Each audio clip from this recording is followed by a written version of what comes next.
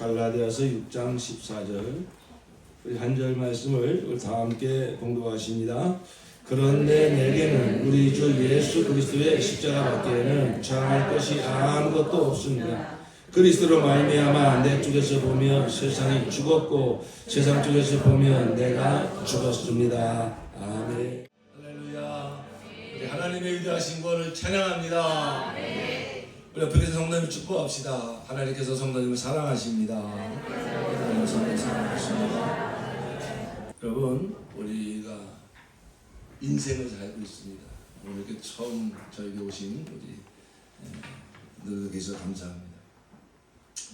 여러분, 인생을 여러분 어떻게 생각하십니까? 나이를 먹고 나서 이런 얘기들 해요. 인생이 별거 있어. 한번 즐기는 거지. 여러분, 속는 겁니다. 인생은 하나님의 말씀에 의하면 심고 거두는 것이라 그랬어요.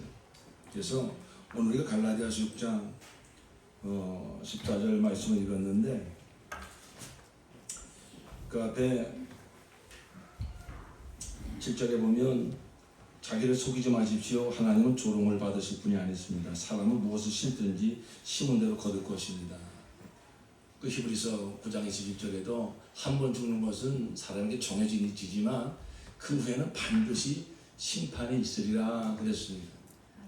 죽으면 그만이 아닙니다. 인생 별거 있어 그냥 순간순간 즐기면 그만이 아닙니다. 우리가 죽은 다음에 분명히 영원한 세계가 있고 그 영원한 세계 성경 분명히 말합니다. 천국과 지옥이 있다고.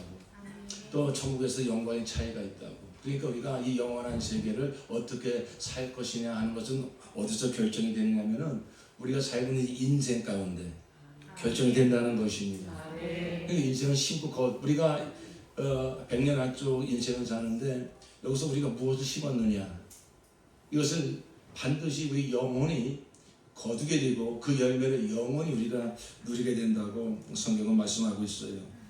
그런데 이어서 8절에 보면 이렇게 말씀합니다. 자기 육체에다 심는 사람은 육체에서 썩을 것을 거두고 성령에다 심는 사람은 성령에서 영생을 거둘 것입니다. 그러니까 썩을 것을 거두는 사람이 있고 영생을 거두는 사람이 있다는 거예요. 사실 이 말씀은 좀 두려운 말씀이에요. 이건 불신자에게 주시는 말씀이 아니라 갈라디아 교회 교인들에게 주시는 말씀이거든요. 그러니까 너희가 하나님을 열심히 믿는다고 하면서 어쩌면 나중에 영생을 거두지 못할 자가 있다는 말씀 아닙니까? 우리가 어떻게 하면 성령으로 심어 영생을 거둘 수 있을까? 오늘 이 사도 바울께서 분명히 하시는 말씀을 하면 내게는 우리 주 예수 그리스도의 십자가 밖에는 자랑할 것이 아무것도 없습니다. 이 말씀을 왜 하시냐면은 그 앞에 보면은 십자가도 자랑하지만 예수를 믿어 십자가의 그 공로를 힘입어 우리가 구원받는 것도 중요하지만 할례도 받아야 되지 않겠느냐. 오랫동안 전통으로 오랫동안 조상들이 정말 지켜왔던 그 할례를 그걸 다 없애버리면 어떡하냐. 할례도 받고 또 어떤 그 전통도 행하고 그러면서 그걸 자랑하는 사람들이 생겨났다는 거예요. 그러니까 그런 사람들 빗대서 사도 바울이 뭐라고 말하면은 그러나 내게는 그 사람들을 비교하는 겁니다. 그러나 내게는 우리 주 예수 그리스도의 십자가밖에는 자랑할 것이 없다. 우리가 신앙생활 하면서도 자칫하면 성령으로 하는 것이 아니라 자기 육체로 할 수 있다는 것입니다. 종교적으로 할 수 있다는 것입니다. 그 구분점이 무엇이냐면은 나는 정말 무엇을 자랑하는가. 여러분에게 여러분의 자랑거리를 지금 한번 내놔 보십시오 할 때 사도 바울처럼 내게는 예수 그리스도의 십자가밖에 자랑할 것이 없습니다. 이 고백을 할 수 있다면 여러분의 신앙생활은 성령으로 심는 것입니다. 그러나 뭐 예수도 자랑하지만 그러나 여전히 뭔가 자랑할 것이 예수 외에 내 이력이나 내 경험이나 내 건강이나 내 물질이나 뭐 어떤 또 우리는 뭐 3대째 믿는 집안이고 우리 교회가 속한 교단은 장자교단에 속한 교단이고 내가 성경을 뭐 100독을 했고 여러분이 만약에 그런 것을 어떤 자랑거리로 여기고 있다면 그것은 육체를 위하여 심는 것일 수 있는 겁니다. 나중에 정말 생각지 못한 영생을 거두는 것이 아니라 썩어질 것을 거두고 마는 이러한 낭패를 당할 수 있는 것입니다. 그러면 왜 성령으로 신앙생활을 하지 못하고 왜 하나님을 믿는다고 하면서도 육체를 위해서 하는, 육체를 자랑하는 이러한 잘못된 신앙생활을 할 수 있느냐? 그 분수령은 무엇이냐면 복음입니다. 복음, 참된 메시지. 그러니까 우리가 어떤 메시지를 듣느냐? 정말 우리 기독교에서 말하는 참된 메시지는 뭐냐? 기독교의 정말 복음이 뭐냐? 이걸 제대로 아는 것이 참 중요한 것입니다. 이 초대교회도 이랬던 것처럼 오늘날도 마찬가지입니다. 하나님의 이름으로 복음이라고 많은 이야기들을 하지만 정말로 그것이 자칫 성령으로 심는 영생을 거두는 신앙으로 인도하는 것이 아니라 어떤 종교적인 열심과 그러므로 하나님의 이름을 이용해서 오히려 자기를 더 드러내려고 하고 자기를 더 자랑하는 이런 잘못된 신앙으로 이끌고 갈 수 있다는 것입니다.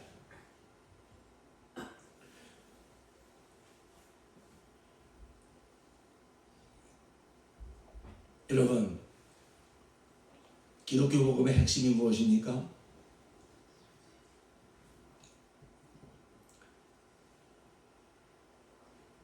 많은 사람들이 생각하기를 예수님이 예수님이 하신 말씀 중에 오른뺨을 때리면 왼뺨도 돌려대라고 했다. 그 산상수 얼마나 귀한 말씀이냐, 얼마나 귀한 메시지냐.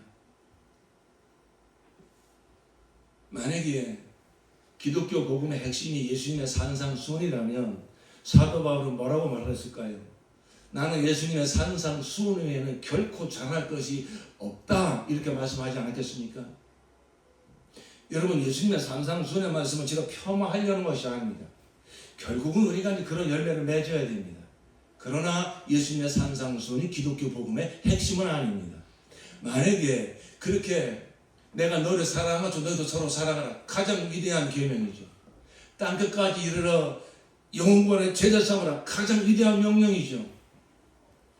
여러분, 그러나 감히 제가 조심스럽게 말씀드립니다. 그럼에도 불구하고 그런 말씀들은 기독교 복음의 핵심은 아닙니다. 우리가 정말로 예수님의 나라를 사랑한 것처럼 서로 사랑하는 열매를 맺어야 되고, 그리고 우리는 이 시대적 사명을 가지고 복음 전하여 땅끝까지 예수의 증인이 되어야 되는데, 그렇게 그런 열매를 맺게 해주는 그 원천, 그 능력, 그러한 뜨거운 사명으로 우리의 삶을 새롭게 바꿔버리고 마는 그 핵심적인 복음, 그것은 예수 그리스도의 십자가의 죽음인 것입니다. 하나님의 아들 예수 그리스도가 십자가에 피 흘려 죽으셨다. 십자가에 달려 피 흘려 죽으신 그가 바로 하나님의 아들 예수 그리스도시다. 기독교 복음의 핵심은 십자가에 달려 죽으신 예수 그리스도십니다. 여러분이 정말로 그 복음이 내 복음이 되었다면, 그 복음을 여러분이 정말 날마다 경험하고 있다면 사도 바울과 똑같은 고백을 하게 될 것입니다. 내게는 예수 그리스도의 십자가밖에는 결코 전할 것이 없나이다.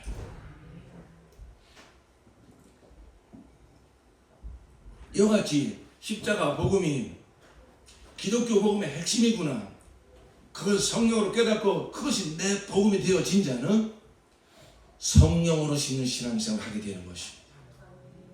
그래서 나중에 영생을 거두게 될 줄로 믿습니다. 중요한 것은 복음입니다. 복음이 뭐가 중요하냐? 그저 우리끼리 모여서 서로 사랑하고 저 교회 부흥시키고 저 열심히 또 복음 전해서 하나님의 나라 세우면 되지. 아닙니다. 정말로 그 모든 시작이, 그 모든 열심이, 그 모든 헌신이, 그 모든 충성이 어디서부터 시작이 돼야 되냐? 어디서부터 나와야 되느냐? 나 같은 죄인 위하여 십자가에 피 흘려 죽으신 예수 그리스도, 그 사랑에서, 그 위대한 구원에서 모든 우리의 신앙생활이 나 같은 죄인 위하여 피 흘려 죽으신 예수 그리스도의 십자가로부터 시작되어야 될 줄로 믿습니다. 그 분명한 그 시금석은 정말 신앙생활 하면 할수록 처음에는 그렇게 십자가 복음을 몰랐어요.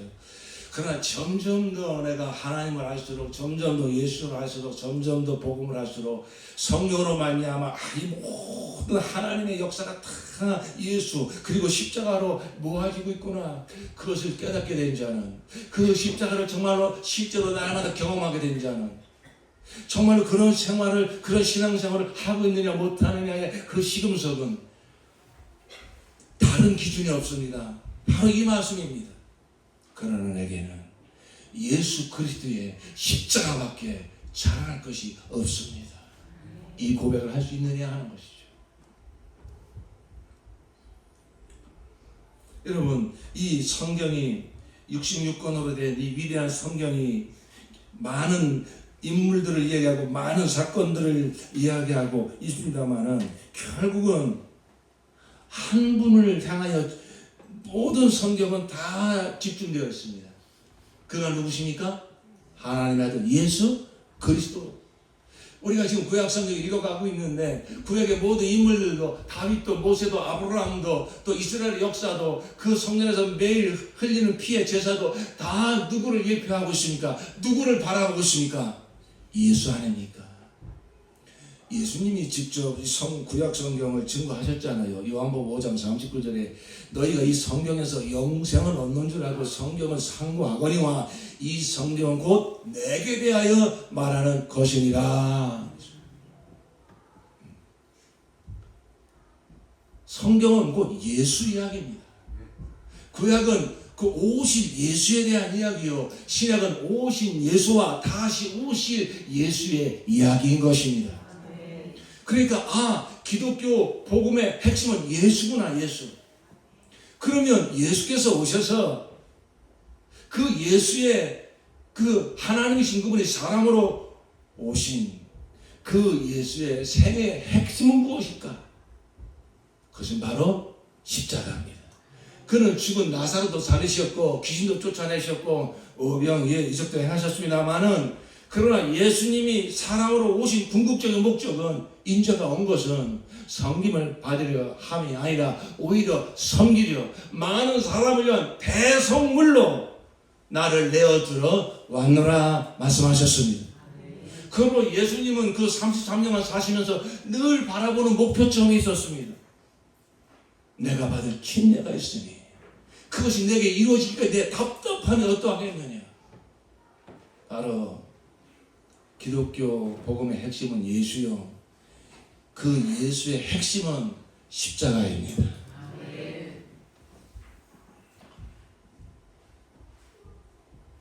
이것이 저만의 의견입니까? 아닙니다. 성경에서 그렇게 증명하고 있습니다. 여러분, 초대교회 모든 사도들의 그 메시지를 들어보십시오. 바울뿐만 아니라 사도 베드로나 그 모든 사도들의 메시지를 들어보십시오. 그들의 핵심은 무엇이었습니까? 예수 십자가였습니다.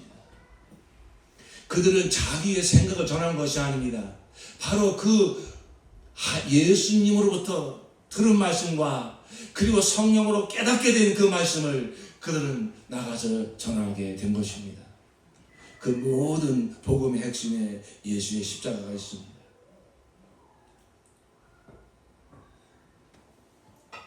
우리 몇 가지 한번 생각해 봅시다. 예수님께서 여러 말씀을 하셨는데 정말 예수님의 메시지의 그 핵심은 무엇이었는가? 마태복음 16장에 보면 너희는 나를 누구라 하느냐? 저는 그리스도시요 살아계신 하나님의 아들이십니다. 베드로가 그런 대답을 했을 때 예수님께서 참 기뻐하시면서 그때 뭐라고 말씀하시죠? 이때로부터 예수 그리스도께서 자기가 예루살렘에 올라가 장로들과 대제사장들과 서기관들에게 많은 고난을 받고 죽임을 당하시고 제3일에 살아나야 할 것을 제자들에게 비로소 가르치시니, 그러니까 당신이 오신 목적이 바로 우리의 그리스도, 우리의 구주가 되러 오셨는데 베드로가 정확한 대답을 하니까 주는 그리스도시요 살아계신 하나님의 아들이십니다. 그러니까 예수님이 이제 그때 말씀하신 거예요. 그래서 내가 이제 예루살렘에 올라가서 내가 이제 고난을 받고 죽을 것이다. 그러나 다시 살아날 것이다. 그러자 베드로가 뭐라고 또 반응을 합니까? 어찌하여 그런 일이 주님께 일어납니까? 결코 그런 일은 일어날 수 없습니다. 막 따지듯이 예수님께 대들었다고 했어요. 그래서 예수님이 사탄아 내들어 물러가라. 내가 하나님의 일을 생각하지 않고 사람의 일을 생각하는구나. 무슨 얘기죠? 베드로야, 내가 너의 구주, 내가 이 세상의 그리스도가 되는 일이 내가 이제 하나님의 아들이기 때문에 그게 저절로 되는 게 아니야. 나는 하나님의 아들이지만은, 네가 고백한 나는 주지만, 나는 하나님의 아들이지만, 그러나 내가 그리스도가 되기 위해서는 예루살렘에 올라가서 십자가에 피 흘려 죽고 3일 만에 부활하는 이 역사를 통하여 내가 그리스도가 되는 것이니라. 그걸 가르쳐 주시는 것입니다. 바로 예수의 십자가, 이것이 우리 기독교 복음의 핵심인 것을 예수님께서 얼마나 우리에게 가르쳐 주십니까? 당신이 왕이냐? 그래, 나는 왕이다. 예수께서 말씀하십니다. 나는 왕이다. 나는 하나님의 나라다. 그런데 하나님의 나라는 세상 나라 같지 않다. 인자가 온 것은 세상 나라, 세상 나라 임금들처럼 어떤 막 힘을 가지고 다른 약한 나라를 다 때려 엎어서 그저 자기 땅 차지하고 그런 나라를 이루려고 하는 것이 아니라, 인자가 온 것은 섬김을 받으려 하는 것이 아니라 도리어 섬기라고 자기 목숨을 많은 사람의 대성으로 내어주려 함이니라. 기독교 복음의 핵심은요, 그저 막 무슨 다 믿는 사람들이 막 부자가 되고 권세자들이 되고 그래가지고 이 세상을 다 기독교 국가로 만들어버리고 그런 것이 아닙니다. 예수님께서 그것이 목적이라면 그 로마의 그 군병들 한꺼번에 다 처리할 수 있습니다. 그러나 인자가 온 것은 자기 목숨을 내 대속물로 내어주려 함이라. 기독교 복음의 핵심은 십자가에 달려 죽으신 예수 그리스도이십니다. 예수님께서 너무나 명백하게 말씀하고 있습니다. 예수님께서 십자가에 달리시기 전에 제자들과 함께 성만찬을 하시면서 떡을 떼어주고 잔을 주십니다. 이건 내 살이다. 이건 내 피다. 이 잔은 내 피로 세우는 새 언약이니 곧 너희를 위하여 붓는 것입니다. 여러분, 구약의 모든 상징과 모든 모형으로 그 예수와 예수의 십자가에 피 흘려 죽는 구속을 예표했던 모든 것들이 이제 신약시대는 다 사라졌습니다. 왜요? 예수께서 다 완성하셨으니까요. 그런데 신약시대에 우리 주님께서 부탁하신 의식이 한 가지 있습니다. 두 가지가 있습니다. 침례와 성찬인 것입니다. 침례는 무엇입니까? 예수와 함께 내가 죽고 예수의 생명으로 나는 거듭난 자가 되었습니다. 하나님과 교회 앞에서 바로 인침받는 것입니다. 그리고 우리가 모일 때마다 주님께서 매번 너희들은 이 의식을 치르라고 주신 의식이 또 한 가지가 있는데 그게 바로 무엇입니까? 바로 성찬입니다. 이 성찬이 뭡니까? 예수님께서 십자가 달리시기 전에 제자들과 함께 가졌던 그 의식을 너희들은 매번 기억하라는 것입니다. 매번 기념하라는 것입니다. 이것이 신약교회가 바로 우리가 주님 오시는 그날까지 기념해야 될 의식입니다. 무엇을 잊지 말라는 것입니까? 나 같은 죄인을 위하여 하나님의 아들 예수 그리스도께서 십자가에 죽으신 그 사건을 잊지 말라는 것입니다. 이게 우리 기독교 복음의 핵심인 것입니다.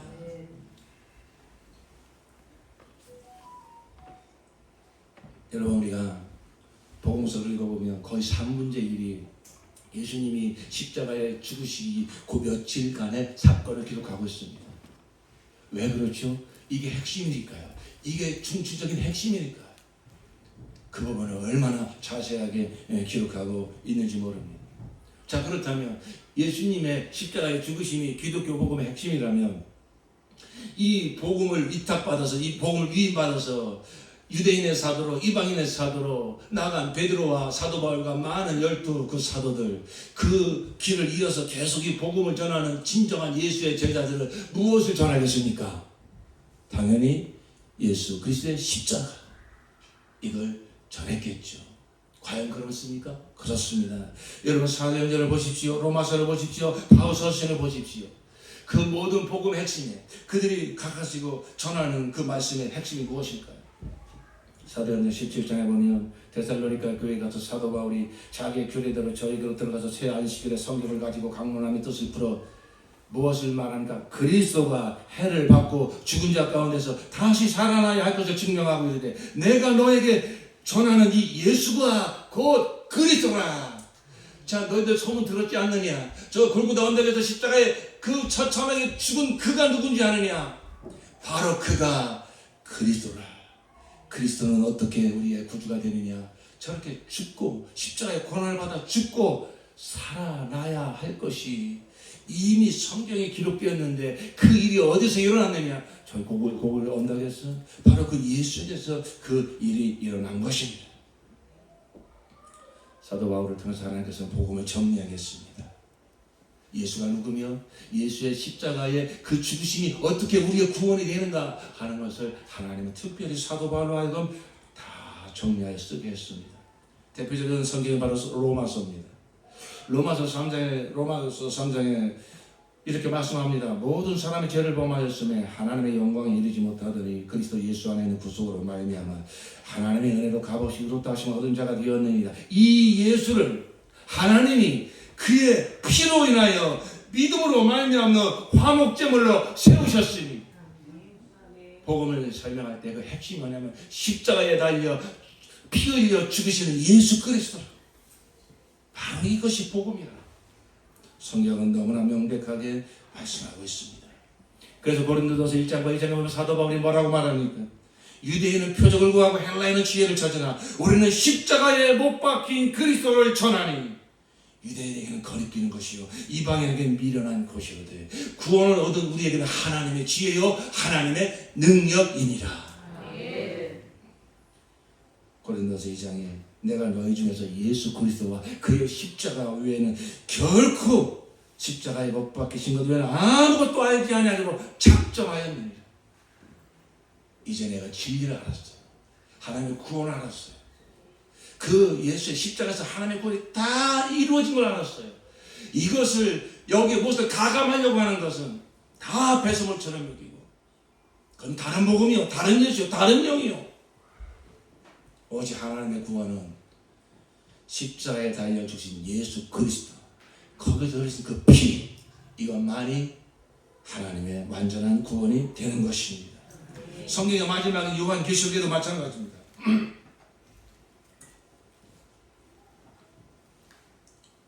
거기에도 보면 바로 그 요한계시록 1장에 그 아버지 우리를 사랑하사 그의 피로 우리 죄에서 우리를 해방하시고 그 피로 우리를 사서 하나님께 드리셨다고 이렇게 성경은 말하고 있습니다. 그래서 어떤 신학자가 말하기를 구약 성경을 짜면 걸레를 짜면 양의 피가 흘러나오고 신학적인 짜면 예수의 피가 흘러나온다, 이런 말을 했습니다. 맞습니다.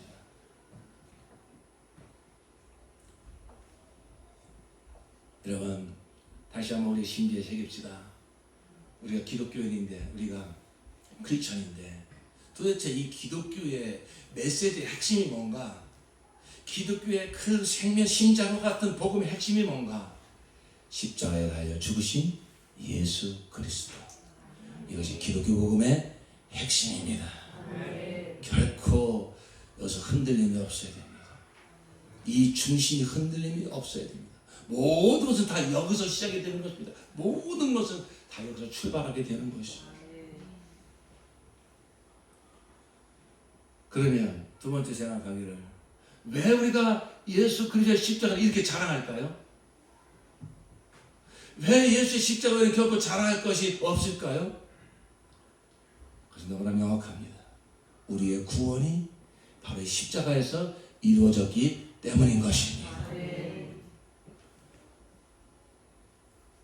갈라디아 교인들이 십자가 복음을 사도 바울로부터 받고 정말 예수를 영접하여 그들은 구원을 받았습니다. 그런데 사도 바울이 떠난 다음에 거짓 교사들이 들어와 가지고서 야 십자가 복음도 좋은데 야 할례도 받아야지 야 뭐도 해야지 하면서 다른 것을 자꾸 덧붙여서 그래서 구원이 완성되어지는 것처럼 십자가 복음 가지고는 뭔가 불완전한 것처럼 왜 그들은 오랫동안 할례를 받아왔으며 율법을 가지고 있었으며 예루살렘 성전에서 피해 제사를 드렸습니다. 그래서 그들은 엄청난 그 자부심을 가지고 있었습니다. 그래서 하루아침에 다 내려놓으려고 하니까 뭔가 허전한 것이죠. 그러나 복음을 깨달았다면 그 모든 것은 다 비유요 모형이요 그림자입니다. 예수의 십자가에서 다 이루어진 것입니다. 그런데 우리가 이 복음의 완전함을 정말로 내 믿음으로 붙잡고 있지 못하면은 뭔가 거기에 나의 행위를 덧붙여야 될 것처럼, 물론 우리가 다시 말씀드립니다. 아무 일도 하지 말고 가만히 있으라는 게 십자가 복음이 아니에요. 십자가 복음이 내 안에서 역사하기 시작을 하면 하지 말라도 하게 되었어요. 십자가 복음이 내게 역사하게 되면 원수까지도 사랑할 능력이 나오게 되어 있고, 십자가 복음이 내게 역사하기 시작을 하면 땅끝까지는 예수 증인이 되고 싶은 불타는 사명에 휩싸이게 되어 있는 것입니다. 그러나 반드시 십자가 복음부터 시작을 해야 되는 것입니다.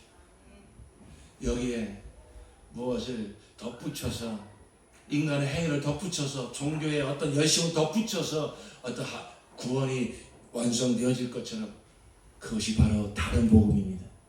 그게 다른 예수입니다. 다른 영입니다. 여러분 천주교가 왜 위험한지 아십니까? 그들이 얼마나 선한 일을 많이 합니까? 천주교는 교단이 분열된 것도 없습니다. 얼마나 조용합니까? 얼마나 신사적입니까? 그러나 왜 천주교가 위험합니까? 예수의 십자가 복음으로 만족하지 못하기 때문에, 다른 중보자를 설정하기 때문에, 마리아를, 교황을 또 다른 중보자로 설정해 놓기 때문에, 인간의 선한 행위를 덧붙여야 어떤 구원이 완성될 것처럼 가르치기 때문에, 여러분 그럴듯한 얘기지만 그게 바로 다른 복음인 것입니다. 여러분 천주교뿐만 아닙니다. 지금도 마찬가지입니다. 초대교회에 사도 바울이 어리석다 갈라디아 사람들아, 예수 그리스도께서 너를 십자가에 못 박히시면 너희 눈앞에 밝히 보이거늘 어찌하여 너희는 이렇게 꾀임을 당하느냐? 누가 너희를 유혹하느냐? 여러분 우리가 십자가 복음을 정말로 자랑할 수 있는 것은 지옥과 마땅한 이 죄인이 완전히 구원받게 된 그 하나님의 역사가, 조금도 부족함이 다 이루어진 역사가 오직 예수 그리스도의 십자가의 죽음으로 이루어졌기 때문인 것입니다. 십자가를 포장하려고 하지 마십시오. 아이고 예수님이 십자가 지도 얼마나 아프셨나, 그런 마음을 느끼는 것 좋지만은, 여러분 십자가를 어떤 이단은 그 예수의 십자가 죽음을 실패한 것으로 말합니다. 그래서 자기가 그걸 완성하려고 나타났다고 이렇게 말하는 이단이 있습니다. 여러분 십자가의 예수의 죽음은 우연한 사건이 아닙니다. 어떤 유대인들이 막 질세가지고 그저 자기들의 기득권이 이렇게 빼앗길 것 같으니까 예수를 모함을 하고, 그래가지고 예수님께서 정말로 억울한 누명을 쓰고 그 동족들에게, 유대인들에게 시기와 질투를 받고 제자들에게까지 배신을 당하여서 예수가 십자가에 죽으셨구나. 얼마나 예수님이 마음이 아프셨을까? 얼마나 불쌍하신가? 여러분 십자가를 만약에 그렇게 생각하면 정말 십자가를 잘못 생각하고 있는 것입니다. 십자가에 못 박힌 예수가 너희 눈에 밝히 보이거늘 플래카드를 높이 들듯이 하나님께서는 그 아들을 십자가에 못 박혀 높이 드신 것입니다. 그러므로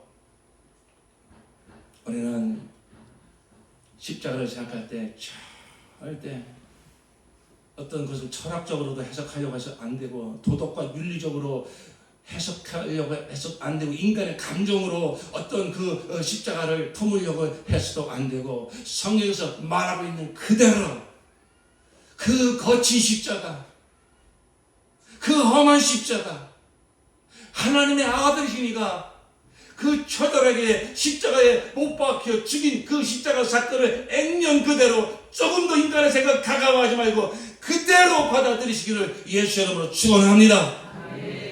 왜? 그래서 내가 구원받은 것이니까. 십자가는 구원의 길을 가르쳐 주는 것이 아닙니다. 너희가 스스로 구원하라고 십자가는 말하지 않습니다. 이렇게 살면 너희가 구원받을 수 있다고 십자가는 그렇게 말하고 있지 않습니다. 십자가는 뭐라고 말합니까? 구원이 여기서 다 이루어졌다. 구원이 다 이루어졌다. 그게 바로 십자가의 메시지인 것입니다.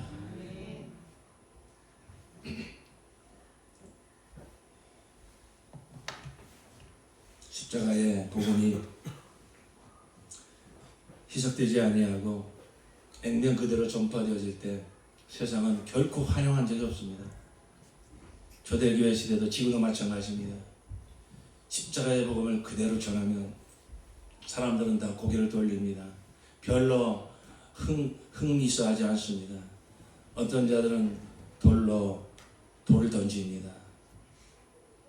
십자가의 복음은 한 번도 세상에서 환영받아본 적이 없습니다. 그러나 그럼에도 불구하고 우리 사람을 구원하시는 복음은 오직 예수의 십자가 복음 하나밖에 없는 것입니다. 이 십자가 복음을 전할 때 액면 그대로 전하면 두 가지 반응이 나옵니다. 베드로 사도가 너희가 십자가에 죽인 예수가 너희가 생명의 주를 죽였도다. 하나님은 그를 중자 가운데서 살아서 주와 그리스도가 되게 하셨느니라. 그가 성령을 받고 예루살렘 거리로 뛰어나가서 이 십자가의 복음을 전파할 때에 성령의 역사하시니까 3,000명이 되는 자들이 어찌할꼬 회개하며 예수를 구주 영접하고 구원받은 사건이 일어난 것입니다. 그러나 스데반 집사님이 똑같은 이 십자가의 복음을 전할 때에는 어떻게 했습니까? 돌을 들어서 그 스데반을 때려 죽였습니다. 그러니까 여러분, 이 십자가의 복음을 들을 때 사람들의 반응이 이렇게 나온다니까요. 정말로 회개하여 그 십자가의 복음을 들을 때 어디서부터 밀려오는 그 정말로 회개의 역사인지, 정말 본 이상 내가 죄인이구나, 내가 바로 저 십자가의 예수를 못 박아 죽인 내가 장본인이구나, 그 십자가의 복음이 성령으로 말미암아 우리의 영혼에 비춰질 때에 정말로 내가 죄악 중에 잉태한 자고 지옥과 마땅한 자라고 하는 이 죄인이라고 하는 고백이 터져나오면서 어찌할꼬 내가 이런 죄인이구나, 이런 반응이 나오든지, 돈을 빼앗는 것도 아닌데, 내 무슨 명예를 짓밟는 것도 아닌데 왜 십자가의 복음을 들을 때 그렇게 내 안에서 거스름이 올라오는지, 그 십자가의 복음을 전하는 자가 왜 이렇게 미운지 죽이고 싶은 막 이런 마음이 또한 올라온다는 것입니다. 십자가의 복음을 제대로 전하는,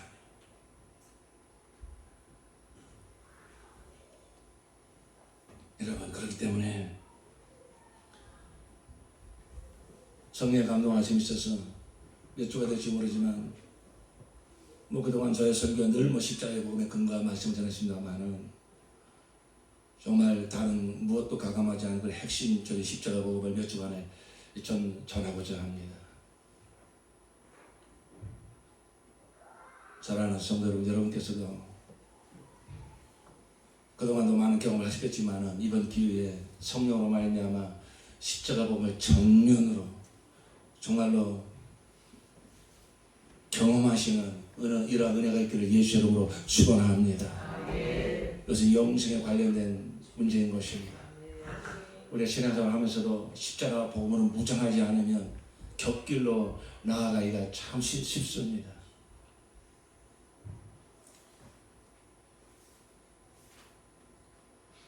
그러면 우리가 한 가지 더 생각하게 될 것은 왜 꼭 이런 방법으로 하나님 우리를 구원하시는가? 여러분 그런 생각 안 해보셨습니까? 아니 전능하신 하나님이시라면, 그 사랑이 많으신 하나님이시라면 내가 너를 용서한다. 자기 죄를 깨닫고 저 잘못했습니다 하나님 용서해 주세요. 그러면 알았다, 내가 용서해 줄게. 하나님 저 그러시면 되잖아요. 말씀 한마디로 천지를 창조하신 분이 그렇게 말씀하시면 다 되어질 것이잖아요. 그런데 왜 하나님이 우리를 구원하시는 그 유일한 방법, 유일한 길이 그 독생자를 사람으로 보내가지고 십자가에 저렇게 처절해 달려 죽는 그 길을 통해서 하나님 우리를 구원하실까? 여러분, 하나님께서 왜 우리를 이렇게 구원하시는가 하시려면 먼저 십자가에 달리신 그분이 누군가 한번 생각해 보십시오. 여러분, 믿음의 눈을 열어서 시공간을 초월해서 한번 생각해 보십시오. 지금 골고다 언덕에서 십자가에 달려 죽어가고 있는 그분이 누구십니까? 하나님의 아들이십니다. 여러분, 그는 누구십니까? 천지를 창조하신 창조자이십니다. 그는 영원한 영부터 영원까지 사시는 영원자요, 절대자요, 거룩하신 자요, 전능자입니다. 지금 그 십자가에 달려 죽어가고 있는 그분이 바로 그러한 분이라 하는 것입니다.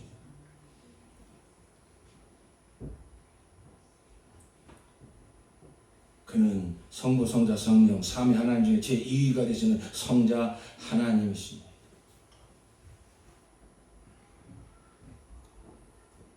그분은 생명의 주입니다. 생명의 근원이십니다. 시작도 끝도 없으신 분이십니다. 그런데 그가 죽습니다. 죽을 수 없는 분이 죽어가고 계시는 거예요. 생명의 주가 되시는 분이 죽어가고 계시는 거예요.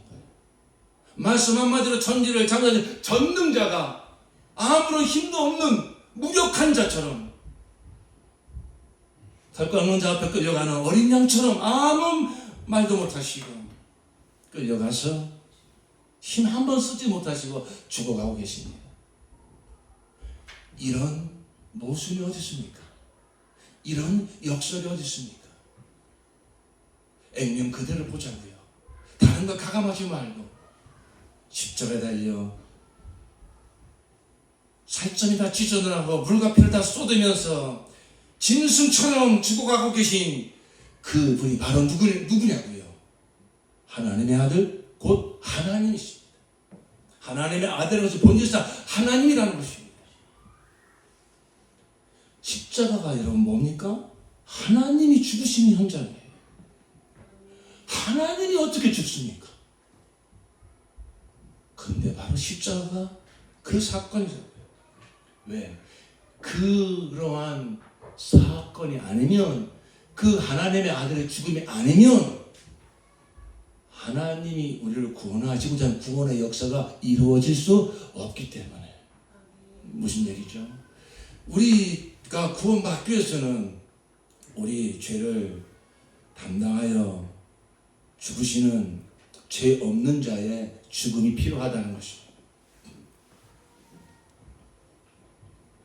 그래서 그 십자가에 달려 죽으신 예수님께서 이 인자의 길을 걸어가시면서 늘 하시는 말씀이 뭡니까? 나는 죽으러 왔다. 나는 죽으러 왔다. 예수께서 이 땅에 오신 목적이 바로 죽으러 오셨다는 것입니다. 인자가 온 것은 섬김을 받으려 함이니이다. 도리어 섬기려 하고 자기의 목숨을 많은 사람의 대속물로 주려 함이니라. 로마 군병이 예수님을 잡으러 왔을 때 그 베드로가 막 칼을 들어서 그 말구의 귀를 막 잘라버립니다. 그때 예수님께서 뭐라고 말씀하십니까? 칼을 걷어라. 너는 내가 내 아버지께 구하여 지금 12명이 더 되는 천사를 보내시게 할 수 없는 줄 아느냐? 예수님께서 힘이 없어서 순순히 끌려가십니까? 아니죠. 내가 십자가에 달려 죽지 아니하면 아버지의 뜻이 이루어질 수 없기 때문에. 바로 예수께서 이 땅에 오신 목적이 뭐냐? 죽으시기 위해서. 여러분, 어떤 인생이 이 땅에 태어나면서 내가 태어난 목적은 난 죽기 위해서 태어났다, 이런 인생이 어디 있습니까? 그러나 예수의 인생의 목적은, 예수께서 사람 오신 목적은 죽으시려고, 죽음을 맛보시려고. 바로 그 십자가의 예수의 죽음이 어떻게 우리를 구원하시는가? 첫 번째 생각해야 될 것은 하나님, 죄 없는 하나님의 아들께서 바로 십자가에 지금 죽어가고 계시는구나. 거기서 죽으시는 분이 바로 하나님의 아들 예수 그리스도시구나.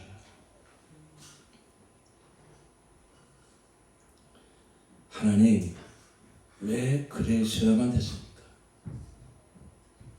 하나님, 어찌하여 우리를 구원하시는 방법을, 그 독생자를 십자가에 그렇게 처절하게 죽이시는 그 방법으로만 우리를 구원하셔야만 됐단 말입니까? 여기서 우리가 알아야 될 하나님의 성품이 있습니다. 하나님은 사랑이시지만 동시에 하나님은 거룩하신 분이십니다. 여러분, 하나님의 거룩이 뭔지 아십니까? 하나님의 의가 뭔지 아십니까? 하나님의 공의가 뭔지 아십니까? 세상에서도 참 어렵다고 하는 사람은 누군가의 그 흠과 점을 봐주기가 어렵습니다. 정말로 깨끗하고 고결하고 아주 양심적으로 산 사람은요, 누군가 양심 없는 행동을 하고 누군가 새치기만 해도 그걸 봐주기가 어렵습니다. 여러분, 하나님의 거룩이라는 것은 그 정도가 아닙니다. 우리는 말을 하지만 하나님이 거룩하시다고 할 때 그분의 거룩이 얼마나 놀라우신지 우리는 상상할 수가 없습니다. 하나님의 거룩은 절대 죄를 그냥 봐줄 수 있는 성품이 아닙니다. 하나님의 공의는 죄가 있으면 반드시 그 죄는 심판하셔야 되는 것입니다. 요즘 뉴스에 보면 그냥 막 너무 어처구니없는 사건들이 많이 일어나요. 그냥 거리를 지나가다가 1년씩도 없는 사람을 막 죽입니다. 어린 초등학생을 막 찔러 죽입니다. 교사가. 아니 1년씩도 없는 지나갔던 어떤 그 행인이 내 자식을 칼로 난자해서 죽여버렸어요. 그래서 드디어 법정에 마음 같아서는 같이 죽여버리고 싶지만, 그러나 법이라는 것이 있기 때문에 법에서 공정하게 심판해 줄 줄 알아서 이제 법정에 섰습니다. 그 부모가 그 법정에 갔습니다. 그 살인자가 심판을 받는데 그 판사가 어떤 언도를 내냐면은 저 피고인은 정말 무자비하게 그 어린 학생을 칼로 찔러 죽였지만 나는 사랑이 많은 판사다. 그렇기 때문에 나는 저 피고인을 이제 무죄로 석방하노라. 여러분, 그게 사랑입니까? 여러분, 하나님은 정말로 사랑이시지만은 하나님의 그 사랑은 그저 죄도 그냥 없는 것처럼 그저 공의도 무시하고 그렇게 베푸시는 사랑이 아닌 것입니다. 하나님의 거룩은 우리가 어떻게 상상할 수가 없습니다. 하나님은 눈이 정결하여 차마 죄를 보시지 못하신다고 그렇게 성경은 말씀하고 있습니다.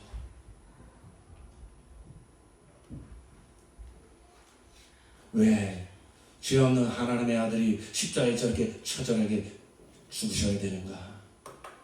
그것은 바로 하나님이 거룩하신 분이기 때문에 우리를 죄에서 구원하시기 위해서는 이 죄에 합당한 처절한 분명한 하나님의 거룩을 만족시키는, 하나님을 만족시키는 그 죄에 합당한 죄값을 치러야만, 그 죄값을 치르는 그 구속의 역사가 있어야만 하나님의 거룩함이 만족되어야만 하나님의 구원이 우리에게 베풀어지게 되는 것입니다.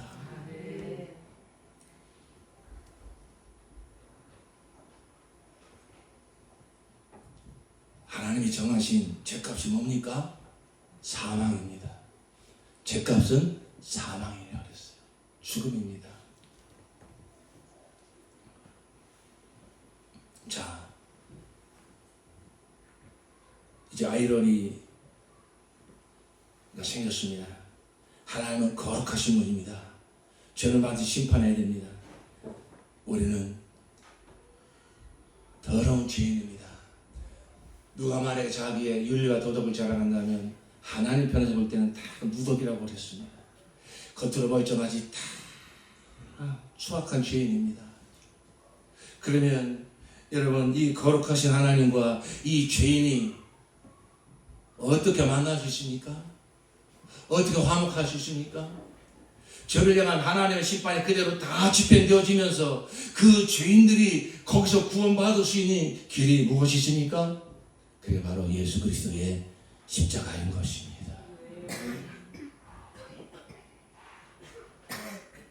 구약시대 때 하나님께서 이 구속의 역사를 보여주기 위해서 이스라엘 백성을 택하셔서 그들을 하고 피의 제사를 계속 드리게 했습니다. 죄인들이 양을 끌고 옵니다. 성전에 끌고 옵니다. 양의 머리에 안수를 합니다. 그게 뭘 말하는 것이죠? 내 죄가 그 양에게 옮겨갔다는 것입니다. 그럼 그 양은 어떻게 됩니까? 죽임을 당합니다.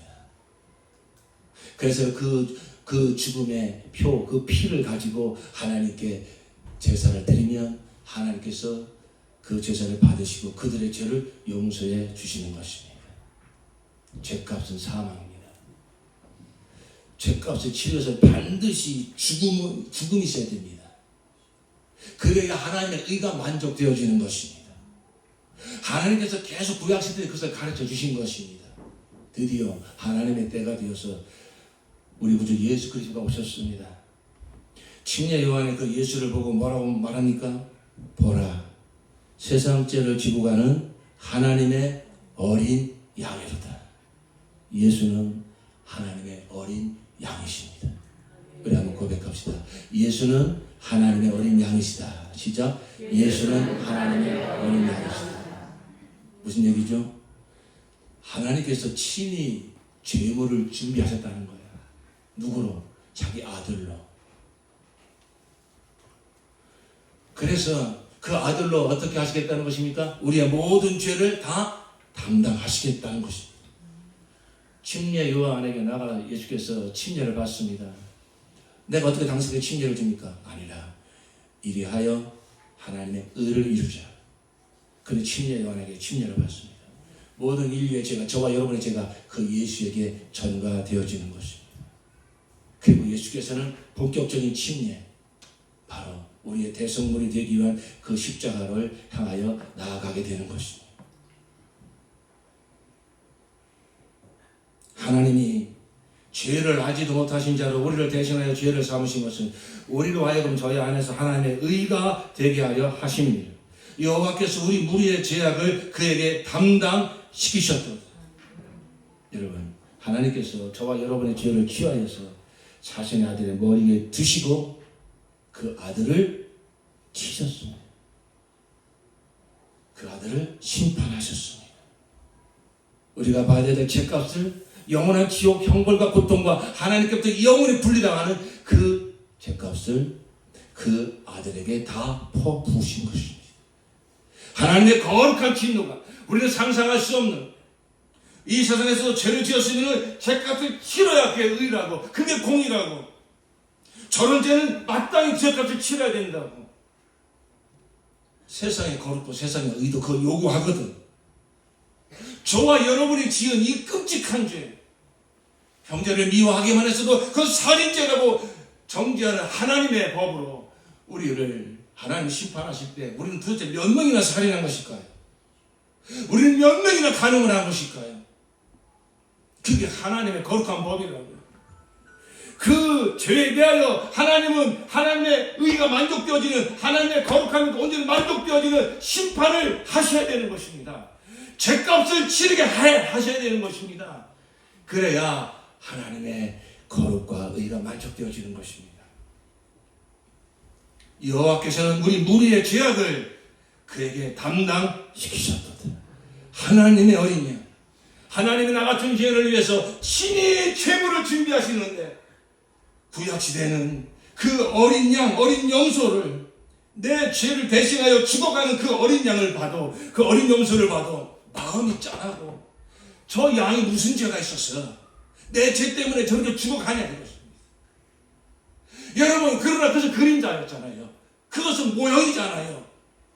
하나님이 나 같은 죄를 위해서 죄물 삼으시고 내 죄를 대신 짊어지고 죽게 하시는 그 대속물은 저 짐승이 아니라 죄 없는 하나님의 아들 예수 그리스도시란 말입니다. 누가 그렇게 하셨습니까? 하나님이 친히 그렇게 하셨다고요. 보라, 세상 죄를 지고 하나님의 어린 양이로다. 하나님이 나 같은 죄를 구원하시려고요.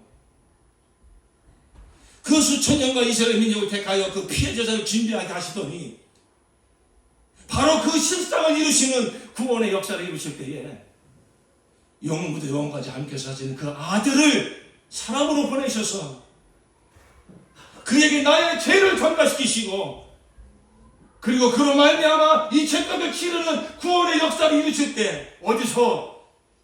골고다 그 십자가에서 하나도 남김없이 엘리 엘리 라마 사박다니 아버지여 아버지 어찌하여 나를 버리시나이까. 그 죄값을 치르는 처절한 고통, 그 진노의 죄를 한 방울도 남김없이 다 받아 마심으로 우리의 죄를 완전히 죄값을 다 대신 치르시는 예수의 그 십자가의 고난. 왜 꼭 그래야만 되셨는가? 왜 하나님의 아들이 십자가에서 저렇게 처절하게 죽어서야만 내가 구원받았단 말인가? 이 길이 아니고서 하나님의 거룩함을 만족시킬 다른 죽음이 없습니다. 다른 피가 없습니다. 짐승의 피가 아니라 죄 없는 하나님의 아들께서 나의 죄를 짊어지시고 짊어지실 뿐만 아니라 그 죄값을 실제로 치르는 그 처절한 고통과 물과 피를 다 쏟으시는 그 죄값을 치르시는 그 형벌을 다 받으셔야만 나를 향한 하나님의 거룩이 다 만족되어져서 이제 바로 나 같은 죄를 구원하시고자 하는 하나님의 그 뜻이 하나님의 거룩도 100% 만족되어지면서 그리고 나 같은 죄를 구원하셔 자녀 삼으시고 영생을 주시고자 하는 하나님의 사랑의 그 구원의 뜻도 100% 만족되어지는 역사가 예수 그리스도의 십자가에서 다 이루어진 것입니다.